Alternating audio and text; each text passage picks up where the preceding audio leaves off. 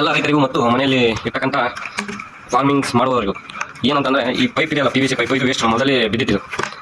ಇದು ಹೊಡೆದಿತ್ತು ಪೈಪ್, ಇದು ಎದಕ್ಕೆ ಬರಲ್ಲ. ನಾನು ಹಿಂಗೆ ಯೂಟ್ಯೂಬ್ ನೋಡೋಕೆ ಒಂದು ಐಡಿಯಾ ಬಂತು. ಅವ್ರು ಏನು ಮಾಡೋದು ಅದೇ ರೀತಿ ಮಾಡೋದು. ಸೇಮ್ ಏನಿಲ್ಲ, ಈ ವೇಸ್ಟ್ ಪಾರ್ಟಿ ಕೊಯ್ಯೋದು, ಇಲ್ಲೊಂದು ಹೋಲ್ ಮಾಡಿ ಇಲ್ಲಿ ಯಾವುದೇ ರೀತಿ ತರಕಾರಿ ಗಿಡಗಳನ್ನು ನೆಡ್ಬೋದು. ಮಾಡಿ ತೋರಿಸ್ತೀನಿ. ಇದು ಬಾಳೆ ಮೇಲೆ ಹಾಕ್ತೀನಿ ನೋಡಿ. ಈ ಥರ ಪೈಪ್ನ ಯಾವ ಥರ ಮಾಡ್ತೀನಿ ನೋಡಿ. ಯಾವ ಥರ ಇದೆ ಇದು 2.5 ಇಂಚಿನ ಪೈಪ್ ಇದು ನೋಡಿ ಯಾವ ಥರ ಇದೆ. ಇಲ್ಲಿ ಆಕ್ಸಲ್ ಬಿಡಿಂದ ಕೊಯ್ಕೊಂಡು ಈ ಥರ ಹೋಲ್ ಮಾಡ್ದಂಗೆ ಅಂತ ಮತ್ತೆ ಎಷ್ಟು ಸೆಂಟಿಮೀಟರ್ಗೆ ಎಷ್ಟು ಮಾಡಿ ಅಂತ ನೋಡಿ. ಫ್ರೆಂಡ್ಸ್, ನಾವು ಇಲ್ಲಿಂದ ಇಲ್ಲಿಗೆ 3 ಇಂಚ್ ಬಿಟ್ಟಿದ್ದೀನಿ. 3 ಇಂಚಿಂದ ಒಂದು ಇದು ಮಾಡಿದ್ದೀನಿ. ನೀವು ಫಸ್ಟ್ ಹೆಂಗೆ ಬೇಕಾಗಿ ಮಾಡ್ಕೊಂಡು ನನಗೆ ಬೇಸಿಕ್ ನೀವು ಗೊತ್ತಿಲ್ಲ, ಯೂಟ್ಯೂಬ್ ನೋಡಿ ಅಂದಾಜು ಮಾಡಿದೆ ಈ ರೀತಿ ಇದೆ. ಇಲ್ಲಿ ಒಂದು ಓರಿಂದ ಮತ್ತೊಂದರಿಗೆ 3 ಇಂಚ್ ಗ್ಯಾಪ್ ಇದೆ. ಇಲ್ಲಿಂದ ಫಸ್ಟ್ ಓರಿಗೆ ನಾವು ಇದನ್ನ 2 ಭಾಗ ಮಾಡಿ, ಇದು ಕೂಡ ಸೇಮ್ RR ಇದೆ. ಇದು ಸೆಂಟ್ರಿಗೆ, ಆ 6 ಸೆಂಟ್ರಿಗೆ ಓಲು ಇದು ಕೂಡ RR ಸೇಮ್ ಇದೆ. ಇದು ಕೂಡ ನೋಡ್ಬೇಕಾದ್ರೆ RR ಸೇಮ್ ಇದೆ. ಒಂದು ಸೆಕೆಂಡ್ ನೋಡಿ ಫ್ರೆಂಡ್ಸ್, ಇಲ್ಲಿ ಇದೆ ಅಲ್ಲ, ಇಲ್ಲಿದ್ದ ಇಲ್ಲಿ 6 ಕರೆಕ್ಟ್ ಇದೆ. ಹಾಗೆ ಈ ಸೈಡ್ ಕೂಡ ಅಷ್ಟೇ, ಒಂದರಿಂದ ಒಂದರಿಗೆ 6 ಕರೆಕ್ಟ್ ಇದೆ.